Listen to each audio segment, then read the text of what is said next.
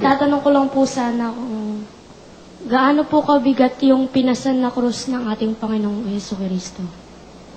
Hindi naman masyadong mabigat yung kaya lang ng tao yon. Ang katunayan nga, hindi naman siya pinagpasan ng krus eh. Binugbog siya. Habang daan, binubugbog siya ng mga sundalo ng mga tarantadong Romano, no?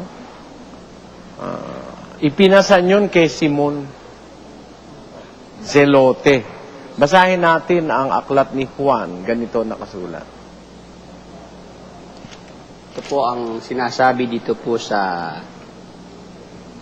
aklat na po ng Mateo. Basahin po natin.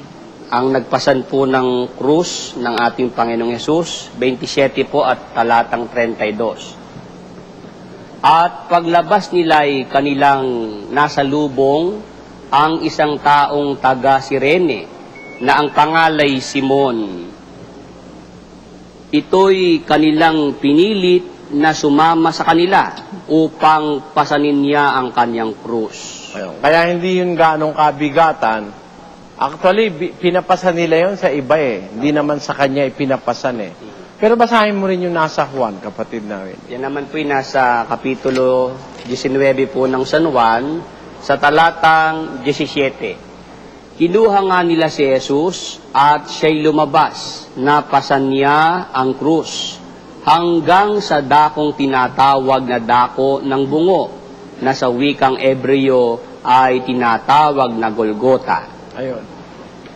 Kinuha nila si Jesus, ang sabi diyan, at siya'y lumabas, napasan niya ang krus. Apo. Paglabas niya dun sa, kumbaga, galing siya sa hukuman, nilabas, pasan na niya yung krus. Apo. Pero pagkalabas, pinapasa naman nila kay Simon. Hanggang makarating na doon sa Golgota. No? Kaya yun ay hindi masyadong mabigat na krus, kundi lang yun, kaya lang ng normal na tao, kapatid na Willie. Apo. Kasi kung yun ay pagkabigat-bigat, hindi ipapapasan sa isang tao lang yun. Siguro pagtutulong-tulungan yun, nakaya naman ni Simon eh. Apo. At ang normal na bigat na nakakaya ng isang tao, maaari malakas-lakas makakaya ng 50 kilos, gaya ng isang bigas o isang sakong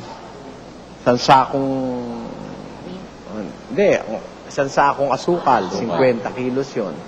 Isang sakong bigas, yung normal na sukatan, 50 kilos din yun. Yun, nakakaya yun. But it may be less. Maaring mas magaang pa nun. Kasi, yun ay isang tulos lang naman isang puno, trunk of a tree, yung stauros na sinasabi sa Bibliang Griego. Hindi naman kagaya ng paniwala ng Katoliko, isang ganun, tapos may paganon pa, vertical pa. No? Walang vertical yon, stauros yon. Pakita natin yon sa ating screen. Ayan, yung tinatranslate nilang krus, stauros, ang ibig sabihin a stake or post set upright. A pole. Ayan. Isang pole, isang post, isang stake. Hindi masyadong mabigat yan, kapatid na. Maliban na lang siguro, kung ang puno niyan kagaya ng puno ng sequoia sa California, hindi kaya yan kahit ng isang trailer. Di ba? No? Hindi po kayang yakapin yung Hindi kaya yakapin ng 6 na tao. Sa laki. Pero ito, kaya ito ni Simon. Kaya ordinaryo ang bigat nito.